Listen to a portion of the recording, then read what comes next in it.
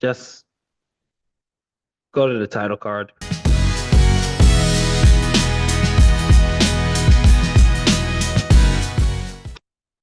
Welcome everybody to Movie Talks with JDW. Justin here, and back with more movie reviews. And today we are going to be talking about the highly, I, I don't even think it was highly anticipated at this point.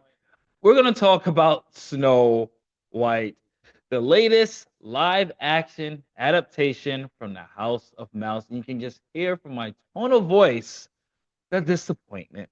As always, I give you a brief synopsis of the film. So without further ado, here we go. Fleeing from the evil queen, Snow White finds refuge with Dopey, Bashful, Grumpy, Sneezy, Happy, Doc, and Sleepy. Yeah, about that. When the palace guards embark on a mission to bring her back, a commoner and his group of woodland bandits band together to protect her. Okay. Where where do I begin with this? Okay. Now, okay. I'm trying to do this.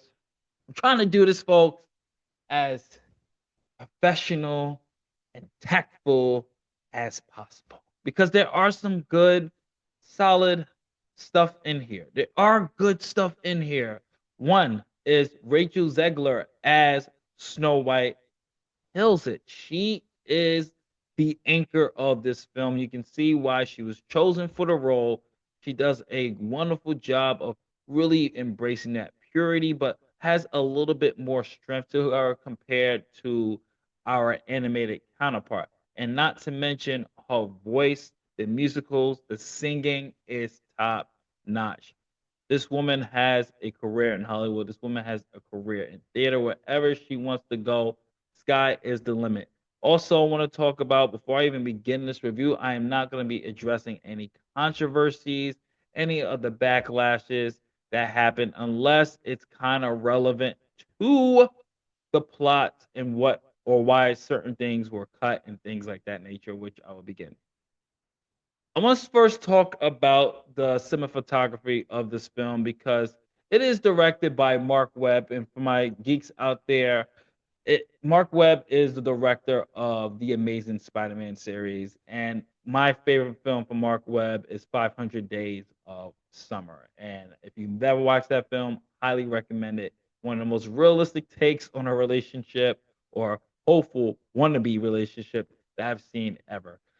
Now, let's get into the gist of it. I'm not going to do a compare and contrast of the animated film and this film. We're going to do it solely based on this, if possible. As I said, Rachel Zegler does an amazing job as Snow White, and that's one of the highlights of this film, and that's probably the most praise I'm going to give it. Besides some of the cinematography shots in here, I thought Mark Webb did a really great job of keeping the colorful aesthetics in there. And now we got to talk about the story here. My problem with the story here is that it is a reimagining. I understand that. I understand that's a reimagining. But it's at the point where it kind of loses its core of what made Disney's Snow White so loved back in the days. As the synopsis said, she meets up with the seven dwarfs. The problem with this is that during production, this is the only controversy I am going to be addressing because it actually does hurt the film. During the production, they were going to be hiring actual little people to play the seven dwarfs. It wasn't until I forgot the actor's name, but he made a statement about this is beyond they like we're beyond this now. And so Disney decided to get rid of the seven dwarfs and decided to replace them with seven bandits instead.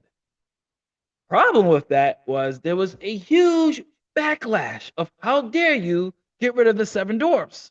So to compromise, they brought back in the seven dwarfs, but this time no little people were able to play them, and they were replaced with CGI characters, which caused another controversy here. So the problem with this is that when they were doing the reshoots with the Seven Dwarfs, they didn't take out the Seven Bandits. And what you have here is a convoluted mess of a film. And this is why I said it affects the story. The Seven Bandits, I won't, like I said, this is spoil free. If you were going to do this film, one of them had to go. You were either going to completely cut the Seven Dwarfs or cut off the Seven Bandits. Me being a Snow White purist and I love things from the original, I would have actually cut the Seven Bandits. If you had to use the Seven Dwarfs, fine. Just use CGI and let little people, hopefully that's the proper term, little people do the voiceover work and the motion capture work. That way, they still get paid. They still get the still get acting credit roles. It was simple to do. They kept certain story beats in here. Yes, as you can see from the background, the red apple's still there. The queen is still jealous. Oh, we're gonna get to the queen. We're gonna get to the queen in a minute. But the Seven Bandits and her and Snow White and the way it ends, and there's another plot of the town that Snow White is living in, or the people, and she's trying to convince the queen to do right by the people, that to be an actual queen and be a public servant and serve the people. There's a whole B subplot in there. That also gets conjoined. That also gets convoluted. And for those who are wondering, are certain songs in there? Certain songs from the animated film are still in there, so you don't have to worry about that. But we gotta talk about this queen, man. Gal Gadot. I love her. I love her as Wonder Woman. I thought she did a pretty good job in Fast and Furious as well. This was a miss. This was a misfire casting. I honestly think if it was like a tale of two tones. She was hamming it up while Rachel's playing it straight. So you come off as campy and also trying to take itself serious at the same time.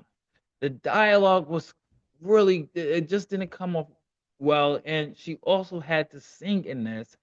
And her singing wasn't the best. To be nice, it wasn't the best.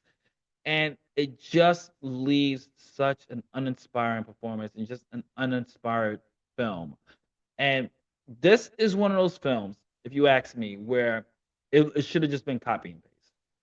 Beat for beat, copy and paste. If you wanted to give a little bit more of the Snow White backstory, which they did in this film, that would have been cool. But the whole Seven Bandits being added just made everything so convoluted. The Seven Dwarfs thing, the design of the Seven Dwarfs are nightmare fuel. Oh my God, look at Dopey here. Like, look at it. What is that? That's nightmare fuel, people. I honestly, I can't recommend this film.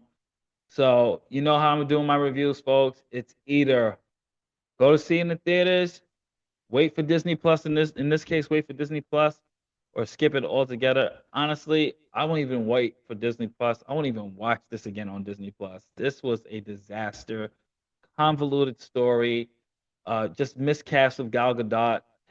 If you're going to do a musical, get people from the theater background or get people who can act and sing. She's a decent actress.